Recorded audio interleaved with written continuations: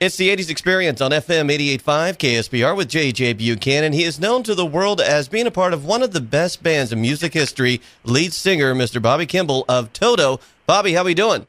I'm doing great, man. Wonderful, Bobby. Thanks so much I finally got my one-piece band back together. I love it, man. Well, thanks for being a part of the show. I know you're a busy cat, and thanks for being a part of the show. I really appreciate it. Yeah, it sounds like it's going to be fun. Oh, yeah, absolutely. And, Bobby, I know you were born in a small town of Orange, Texas, but I hear that you were originally influenced by your mother growing up, and how did she influence you musically? Actually, my mom had perfect pitch, and anything she heard on the radio or on a 78 RPM record, she could sit down and play it note for note, and I learned a lot of chords from her, just watching her. You know, she didn't actually just sit down and teach me. She just let me watch, and I would learn chords from her. But I learned my basic rhythms from this shoeshine guy in the little 3,000-seater town I grew up in Louisiana, right across the border from Texas. Okay, and what was that experience like for you, Bobby, growing up so close to that influential sounds that were coming out of the clubs there over in Louisiana? Well, it was actually a paradise for growing up as a musician, mainly because the drinking age in Texas was 21, the drinking age in Louisiana was 18, and it looked like fleas coming across the border on the weekend. I mean, there were so many people coming, and Friday, Saturday, and Sunday, that whole area I grew up in was just absolutely packed with people. And there were several 5,000-seater clubs and several 1,500-seater clubs and everything. But, you know, at the 5,000-seater clubs, there were usually anywhere from 500 to 1,000 people standing outside waiting to come in. You know, so 10 people would leave, they'd let 10 more in. So I played all of those clubs, and I was thinking the whole time when after that, 5,000-seater, a full audience was normal. And I know you play with a lot of local bands there in Louisiana and Texas. And then tell me about the call that you got from your friend John Smith that would soon change your life forever. It did. Actually, John was a friend of mine since I was 16. I played in 2 different bands in Louisiana with John, and he was such a fantastic saxophone player. I learned a lot from him also vocally because of the way he played. You know, I mean, he really could project so hard, and I learned how to do that from him. But anyhow, in 1974, I was touring with a band from Louisiana, around Texas and Louisiana, and I think I was in Dallas, Texas at the time he called, and he asked me if I would like to come out and sing with 3 of the members of the band from Three Dog Night because the singers had left, and 3 of the members stayed together and formed a new group. And Three Dog Night at that time was my favorite band in the world. They were so fantastic.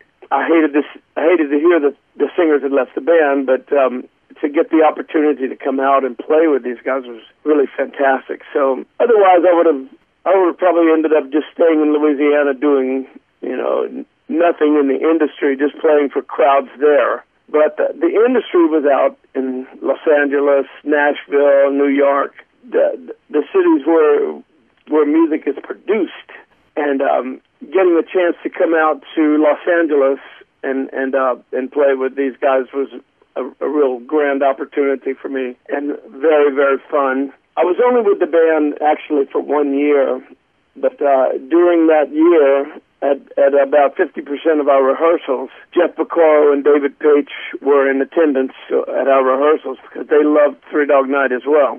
That's where I met them. And after I left the guys from Three Dog Night, I was asked by Jeff and David to come and sing with Toto. Wonderful. And how did the band Toto originally come about, Bobby? They had just done the Silk Degrees album with Boss Skaggs. That album won 2 Grammys, by the way, and David Paich did most of the writing on it.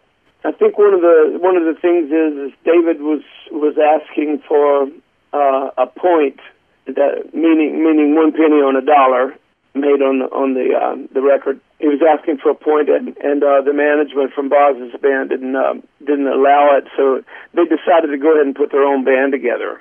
That's when, of course, David Hungate was on the 7 Degrees album, Jeff Pacor was on it, David Paich was on it, and they got together and said, let's just get our own band together, we'll get a singer and take off and do this thing ourselves. Because they had been basically backing up just about every great artist in that came out of Los Angeles. Was the tune, I love the tune, Hold on the Line, was that kind of taking like a Sly Stone groove and meshing it with kind of a harder rock sound? And I know the lyrics were towards the mysteries of love. And how did Hold the Line come about? Actually, that song, I have a recording of the very, very first day all 6 members of Toto were ever in the same room at the same time. Actually, there were a few songs that were on the first album that we were jamming on, but they were not songs at the time.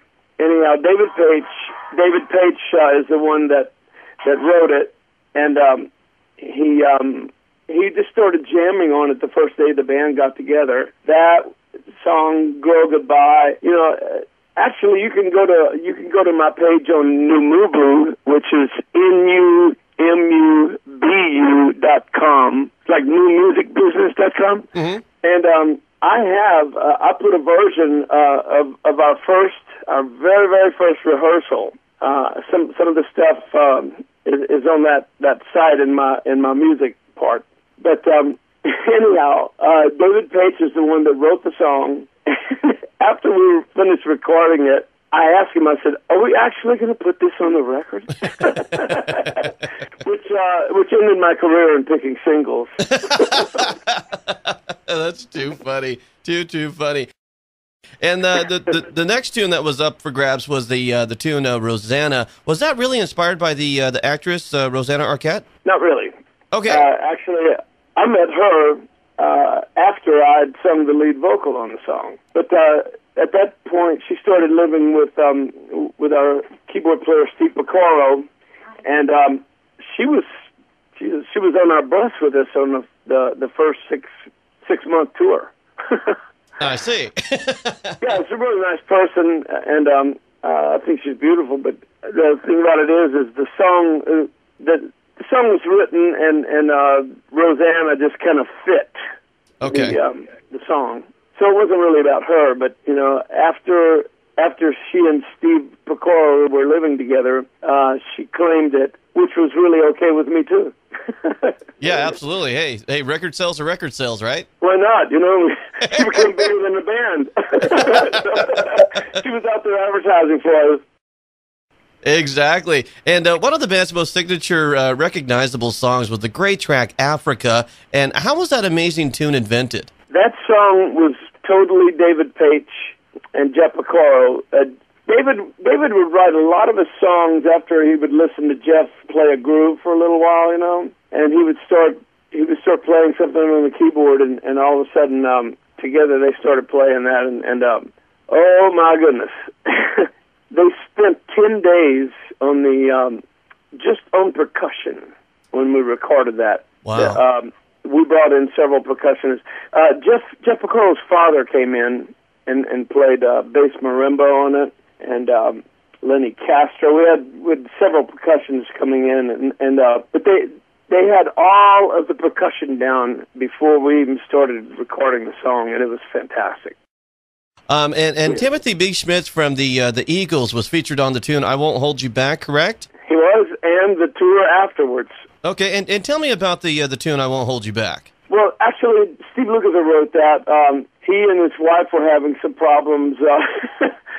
She was an actress, and him a musician, and the song is kind of about somebody stopping the other from doing what they do. He was telling her, I won't hold you back now. and Bobby, I mean, back in 1982, Toto was one of the biggest bands in the world. And what was that experience like for you back in 1982 when you guys hit the stage and won all of those Grammy Awards at the Grammy Awards? We had 8 nominations for the song Rosanna and the album that we put out. Steve Lukather had one nomination for Turn Your Love Around, which he co-wrote with Jay Graydon and Bill Champlin. I thought absolutely it was going to be, for certain, we'd only probably win one, since the vote would be so spread over us getting 9 nominations as a band. Mm-hmm. I thought we'd probably just walk away with one, and then they called our name 7 times. Wow. Steve won his that he co-wrote Turn Your Love Around on, and we won Producers of the Year, Album of the Year, Best Duet, and so forth. But we walked away with 7 Grammys that night. That's incredible. It really was. It was quite a night, and I'll never forget it. And I know, Bobby, you departed from working with Toto, and you've had an amazing solo career, including collaborating with a whole bunch of great musicians. And what are you currently working on today, Bobby? Okay, I'm currently in the middle of 4 solo CDs. Wow. Yeah, one of them I've been working on for over 8 years, close to 9 years now. But when it's all said and done, when it's finished, I have also written a movie. And it's going to be the music for the movie. But then another one is when I did the Kimball Jameson CD with Jimmy Jameson, a very good friend of mine from Survivor, Jimmy Jameson. Anyhow, when I did that one, the contract stated that once we did that CD, we owe Frontiers another CD individually. So that one I'm working on, and it's I'm going to go to Italy and do the vocals within the next 2 or 3 months. We started a new record label. Okay, tell me about that. Well, the new record label is called Future Memories Music. I like it, Bobby. I like it. Yeah, I woke up one morning, I was thinking, Future Memories Music, that's good. I dreamed it. But anyhow, basically this record label is going to be it's going to be created by musicians, run by a couple of musicians, for musicians only. We're not going to rip anybody off. We're going to have an open book policy where musicians can come in and see their books at any point without the police or an accountant or a lawyer or whatever, and they don't have to give us any notice. Just walk in the door, come in. If you want, you can copy your books. Between you and I, Bobby, that's the way, the music business should be run, but as you know, it's not.